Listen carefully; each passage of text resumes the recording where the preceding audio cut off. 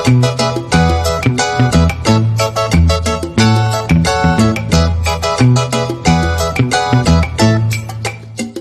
दोस्तों, आपके अपने YouTube चैनल परदेसी फ्लाइट पर आप सभी का वेलकम है। दोस्तों आज हम बात करेंगे कि सऊदी अरब ने 10 अगस्त से अपने यहाँ उम्रा के लिए दरवाजे खोल दिए हैं। साथ में ही दुबई फ्लाइट को लेकर एतिहाद एयरलाइंस की तरफ से क्या अपडेट आया है, इसके अलावा मालदीव और कतर के लिए एयर इंडिया ने कितनी फ़्लाइटें बढ़ा दी हैं, साथ में ओमान को लेकर क्या खबर है, इसके अलावा सितंबर से कौन से देश में डायरेक्ट फ्लाइट सर्विस शुरू होने जा रही है बिना किसी क्वारंटीन के, इस पर बात करेंगे। लेकिन उससे पहले छोटी सी अपील है, अगर आप चैनल पर नए हैं और Saudi Arab, Dubai, Qatar, Kuwait, Bahrain, Oman, इसके अलावा दुनिया जहान की फ्लाइट और ट्रेवल की खबरों से जुड़े रहना चाहते हैं तो अभी आप परदेसी फ्लाइट यूट्यूब चैनल को सब्सक्राइब कर लें और हाँ, नोटिफिकेशन के लिए बेल आइकन का बटन जरूर दबाएं।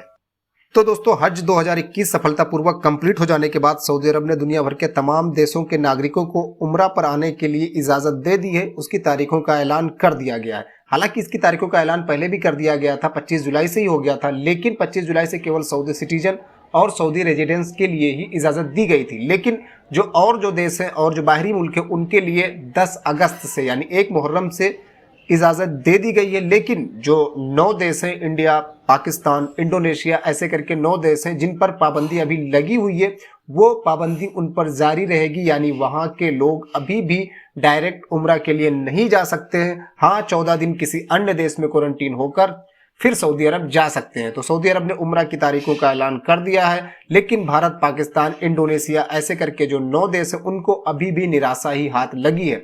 भारत ने कई बार प्रयास किए फ्लाइट को लेकर, विदेश मंत्री ने मीटिंग की और राजदूतों के दरमियान मीटिंगें हुई, एम्बेसी ने मीटिंगें की, लेकिन हर बार निराशा ही हाथ लगी।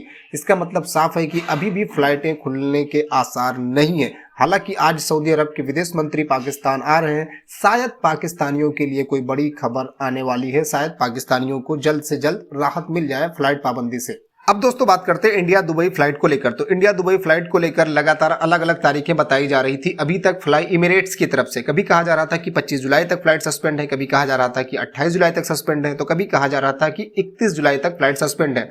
अब इस मामले में एतिहाद एयरलाइंस ने 2 कदम आगे बढ़ते हुए बता दिया है कि फ्लाइट 2 अगस्त तक सस्पेंड है। भला एतिहाद एयरलाइंस कैसे इस मामले में पीछे रहती है। तो एतिहाद एयरलाइंस ने कहा है कि फ्लाइटें 2 अगस्त तक सस्पेंड है। साथ में एतिहाद एयरलाइंस ने कहा है कि ये तारीखें आगे बढ़ भी सकती है, गवर्नमेंट के ऊपर यह डिपेंड करता है। हालांकि अभी भी गवर्नमेंट की तरफ से, अथॉरिटी की तरफ से इसके बारे में कोई ऐलान नहीं किया गया है कि फ्लाइटें कब तक सस्पेंड रहेंगी। उन्होंने साफ कहा है कि फ्लाइटें अगले आदेश तक सस्पेंड रहेंगी, जिसमें तारीखों का जिक्र नहीं किया गया है। बहरहाल इस पर दोस्तों इंडिया दुबई फ्लाइट को लेकर अभी भी गवर्नमेंट की तरफ से कुछ नहीं कहा गया है। बस ये कहा गया है कि फ्लाइटें अगले आदेश तक सस्पेंड है। इस पर हमें अगले अपडेट का इंतजार रहेगा।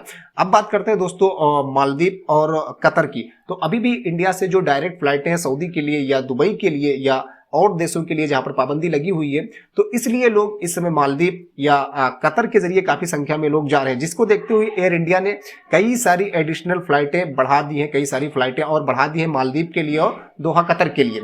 तो आप एयर इंडिया की वेबसाइट पे या कॉल सेंटर पे या इसके अलावा दोस्तों ऑथोराइज्ड ट्रेवल एजेंट से या किसी वेबसाइट से आप टिकट अपने लिए खरीद सकते हैं, सस्ते में टिकट खरीद सकते हैं, क्योंकि एयर इंडिया ने कई सारे फ्लाइटें बढ़ा दी है मालदीव के लिए भी और कतर के लिए भी, क्योंकि इस समय इनडायरेक्ट रूट का ही लोग ज्यादा इस्तेमाल कर रहे हैं, क्योंकि डायरेक्ट फ्लाइटें बंद चल रही हैं। तो जो भी लोग वाया कतर के जरिए सऊदी अरब जाना चाहते हैं या दुबई जाना चाहते हैं या वाया मालदीव के जरिए जाना चाहते हैं, तो वो एयर इंडिया की वेबसाइट पे ऑथोराइज्ड ट्रेवल एजेंट से या इसके अलावा कॉल सेंटर के जरिए टिकट बुक कर सकते हैं।